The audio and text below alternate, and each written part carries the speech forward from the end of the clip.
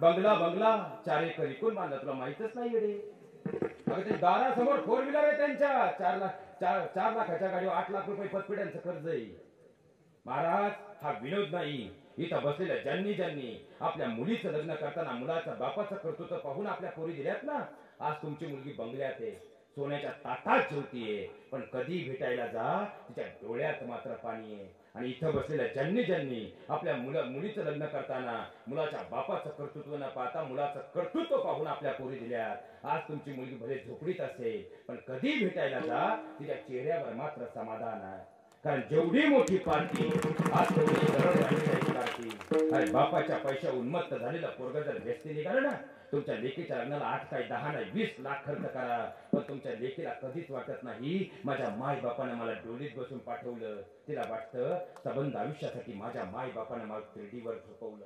कारण लग्न हा भातुकलीचा खेळ नाही हो, आयुष्याचा मेळ आहे.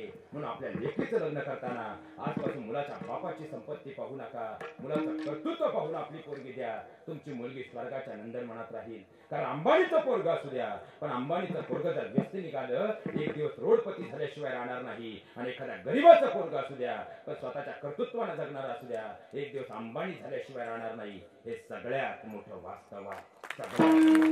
आणि आमचे जेवढे शेतकऱ्याचे पोरं बसली ना, एकदा जोरदार काळे आमचं सगळं शेतकरी पोरांसाठी होऊन जाऊ. महाराष्ट्रात तेवढीच पोरं स्वाभिमानी राहिली, नाही तर 90% बायोडेटे सध्या साल बदलून चालले.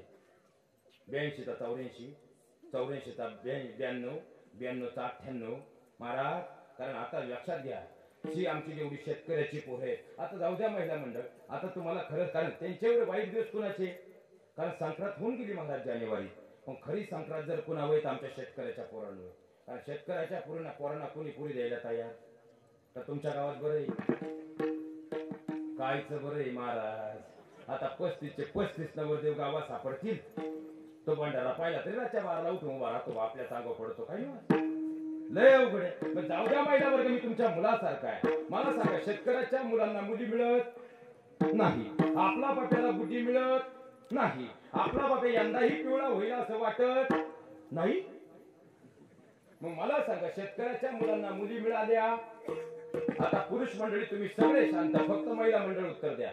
ज्यांना वाटतं शेतकऱ्याच्या मुलांना मुली मिळाल्या पाहिजे, महिला मंडळ त्यांनी एक जोरदार टाळी वाजवा.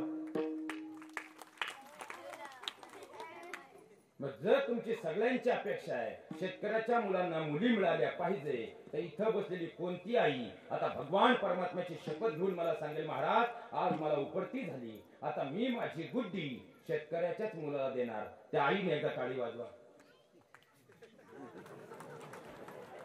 काय लबर दुनिया. या टाळ्या ज्या वाजल्या ना महाराज, या 5-6 टाळ्या वाजल्या सगळ्या पोरांच्या आहेत.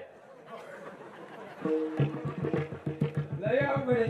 मग मला सांगा बरं, आमची शेतकऱ्याची पोरं अशी आहेत महाराज, आता बरं तुम्हाला आता शेतकरी जावई चालत नाही, तुमच्या लेकीला शेतकरी नवरा चालत नाही, तर माझ्या ऑफिसच्या बाजूलाच आता IT पार्क आहे, आणि माझ्या ITचे कमीत कमी 90 मित्र सध्या यावर्षी लग्नाचे. बरं सगळ्यांचा पगार कमीत कमी 90,000पासून तर 1.25 लाख पर्यंत पर म्हणते. मी गादी उभाय 500चा स्टॅम्पला मध्यस्थीला तयार आहे. फक्त त्यांची एकच अडचण आहे महिला वर्ग, यापैकी एकाला एकही गुंठा जमीन नाही. उद्या येऊ का बस घेऊन? मग तुमच्या गुडीला शेतकरी नवरा चालत नाही, तुम्हाला शेतकरी जावई चालत नाही, मग पोराला लाख रुपये पगार आहे, येऊ का? मग तुम्हाला जमीन काय लागते? बोलत चला